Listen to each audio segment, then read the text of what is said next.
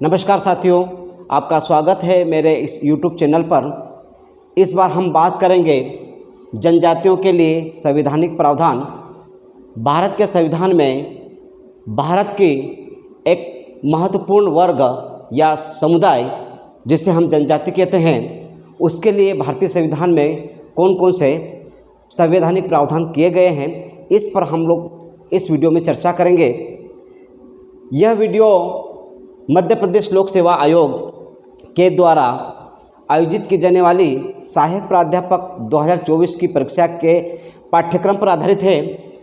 इसके पाठ्यक्रम की चौथी इकाई में मध्य प्रदेश की जनजातियां, विरासत, लोक संस्कृति एवं लोक साहित्य विशेष करके मध्य प्रदेश के संदर्भ में है, जिसका यह भाग आप देख रहे हैं जनजातियों से संबंधित संवैधानिक प्रावधान। इसको हमने पॉइंट आउट किया है और यह वीडियो आज इसी पर आधारित है।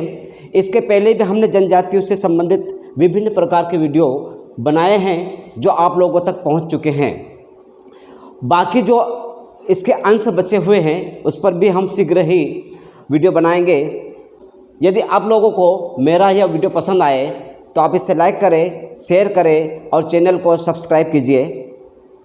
चलिए हम लोग चर्चा करते हैं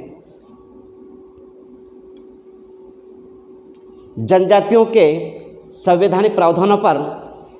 भारतीय संविधान में जनजातियों के लिए कई महत्वपूर्ण संवैधानिक प्रावधान हैं जो उनके संरक्षण, विकास और सामाजिक आर्थिक उत्थान को सुनिश्चित करते हैं। इन संवैधानिक प्रावधानों में आरक्षण, विशेष सुरक्षा उपाय और जनजातीय मामलों के लिए आयोग अलग से गठन करने का प्रावधान किया गया है। सबसे पहले हम लोग बात करेंगे कि भारत के संविधान के विभिन्न अनुच्छेदों में जनजातियों के लिए किस प्रकार के प्रावधान किए गए हैं। हम बात करते हैं अनुच्छेद 15(4) की। अनुच्छेद 15(4) राज्य को सामाजिक और शैक्षणिक रूप से पिछड़े वर्गों के लिए आरक्षण सहित विशेष प्रावधान करने की अनुमति देता है, जिससे जनजातियों को शिक्षा में प्रवेश और सरकारी नौकरियों में आरक्षण का लाभ दिया जा सकता है या लाभ मिल सके। अनुच्छेद 16(4) राज्य को सेवाओं में आरक्षण सहित विशेष प्रावधान करने की अनुमति देता है, जिससे जनजातियों को सरकारी नौकरियों में प्रवेश में सहायता मिल सके। जनजाति वर्ग के लोगों को सरकारी नौकरियों में प्रवेश मिले और उनकी सहायता हो सके, यह बात करता है अनुच्छेद 16(4). आगे हम बात करेंगे अनुच्छेद 46 की। अनुच्छेद 46 यह बताता है कि राज्य को समाज के कमज़ोर वर्गों, विशेषकर अनुसूचित जातियों और जनजातियों के शैक्षणिक और आर्थिक हितों को बढ़ावा देने का निर्देश देता है। अनुच्छेद 46।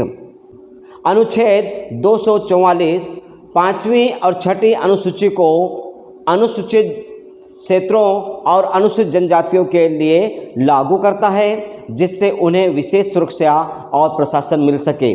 5वीं और 6ठी अनुसूची की बात करने वाला अनुच्छेद जो है 244 है। इस बात को नोट आउट कर लीजिए आप लोग। अब हम बात करते हैं अनुच्छेद 275 1 की। अनुच्छेद 275 केंद्र सरकार को जनजातीय कल्याण के लिए राज्यों को अनुदान प्रदान करने की अनुमति देता है। इसके अंतर्गत केंद्र सरकार राज्यों को विभिन्न मदों के अंतर्गत अनुदान प्रदान करने की अनुमति देती है। अनुच्छेद 330 की बात करें, अनुच्छेद 330 जो है लोकसभा में, अनुच्छेद 330 लोकसभा में अनुसूचित जनजातियों के लिए सीटों के आरक्षण का प्रावधान करता है।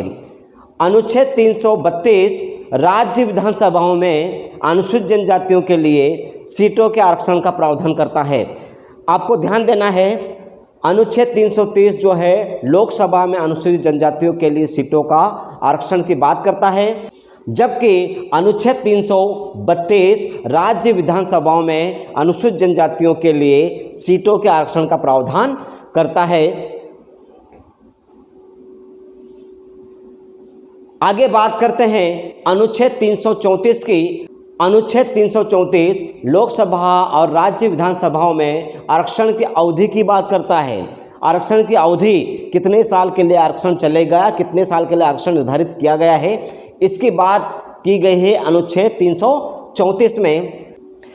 अनुच्छेद 335 राष्ट्रपति को यह सुनिश्चित करने का अधिकार देता है कि अनुसूचित जनजातियों के लिए विशेष प्रावधान किए गए हैं जिन्हें संविधान में आरक्षण के लिए प्रदान किया गया है। अनुच्छेद 338 राष्ट्रीय अनुसूचित जनजाति आयोग की स्थापना का प्रावधान करता है। अनुच्छेद 338 राष्ट्रीय अनुसूचित जनजाति आयोग की स्थापना का प्रावधान करता है जो जनजातियों के हितों की रक्षा के लिए काम करता है। अब हम बात करते हैं अनुच्छेद 339 की। अनुच्छेद 339 जनजातीय क्षेत्रों में प्रशासन एवं नियंत्रण के लिए विशेष प्रावधान करता है।